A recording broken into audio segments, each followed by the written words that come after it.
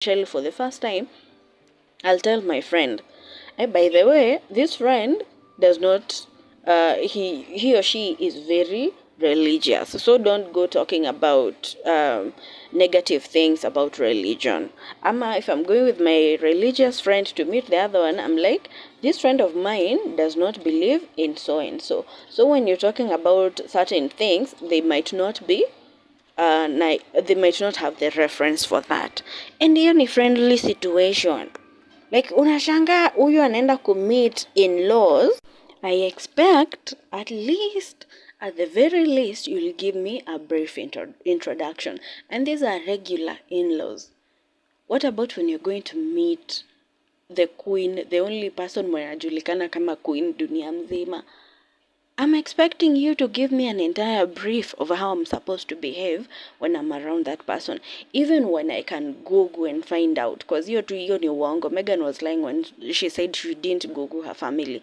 Even when you don't Google that family, everywhere you go, anytime you're on social media or something, there's always news about the royal family, about William and Catherine, about this and that happening.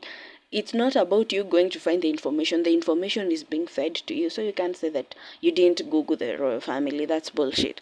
But anyway, even when she could have done that, he still had the what is it called? The responsibility of giving her a brief. Like my brother, with his wife, they still behave formally even behind the scenes, behind everything else. The formality is still there. You still have to address people, you still have to talk to people with some level of respect.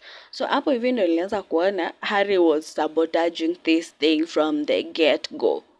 Like he was there to sabotage it. How can you not tell the person you're dating about the people that she's going to meet?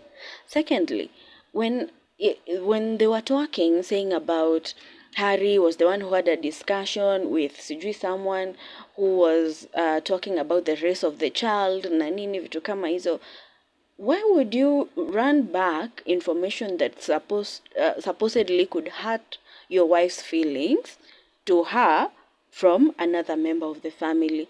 I've been in situations where someone is talking shit about someone else and there is nowhere I can go, especially if I care about that person. I can go to this person and say, this person was being negative about you, ama alikuwa anasema vitu zinakuweka in a very bad light about you. I wouldn't personally. The thing I'd say ni, be careful when you're hanging around this other person. If I care about, say for example, that's my friend, and this person says, by the way, your friend, I don't like the way their nose looks like. Atakama the nose looks the way it wants to look, I would never go tell my friend that someone said your nose does not look good. Technically you're ugly or something. Such things, you have the common sense to know that you're not supposed to run back such information. So when anasemati, this member of the family was the one who had, because initially I thought this discussion was had with Meghan. Like this member of the royal family was like, hey, I wonder how dark your kid is going to look. But then I come to find out Harry was the one who was having this conversation. So why would you go back and tell it to your wife? In as much as hata kama ilikuwa as blunt as he was saying, why would you go back and tell your wife who you know might get hurt with this information? You're supposed to be the one protecting her from everything else. For me, hata angewahi find out. If I was in Harry's shoes, she would never, maybe it was the vanillaest thing around, but she would never have found out, especially when you know that this is going to hurt them. There's no way you run back such information. Then that entire thing, we later came to find out it was a hoax.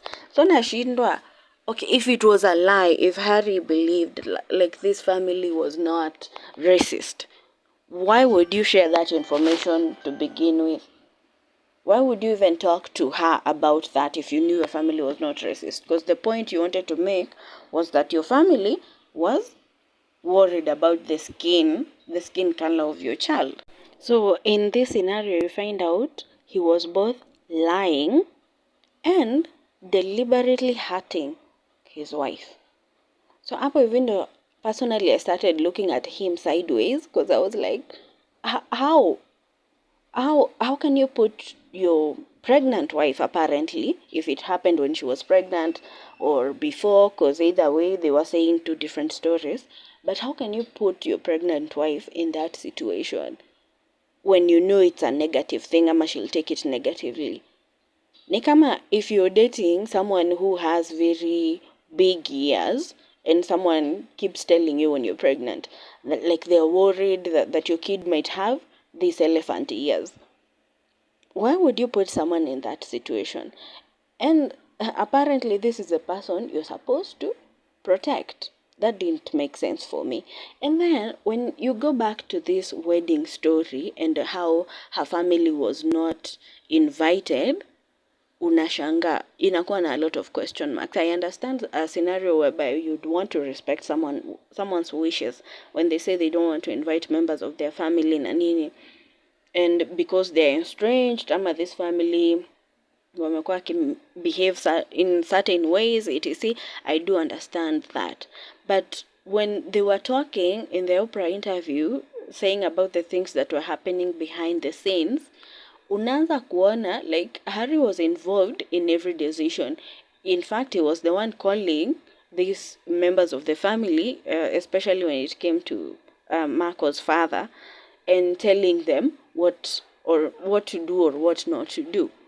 So unashanga if say for instance he just wanted to respect her wishes of not having members of the family there, hapo naelewa. And hapo you just leave the baggage with the person. You don't step in unless you're planning to unite them. And then when you come to find out that kulikuwa na sijui scenarios za nini na nini, that's a huge red flag. It's a huge red flag. When these people are saying they were inviting people to take photos of the father, and the father was the one organizing this entire thing, and then you come to find out that the same people who are taking these photos were friends of Meghan Markle. So you're like, even in that scenario, unaona hii kitu I make any sense. So him being the man of the house, personally, if he was going to step in, he should have stepped in to try and unite the family. Otherwise, ikifika mali inabidi utenganishe familia wenyewe, you better step back. Stay away from it, because either way you'll end up being the bad guy. Kama in this scenario when I'm saying he's the one sabotaging everything.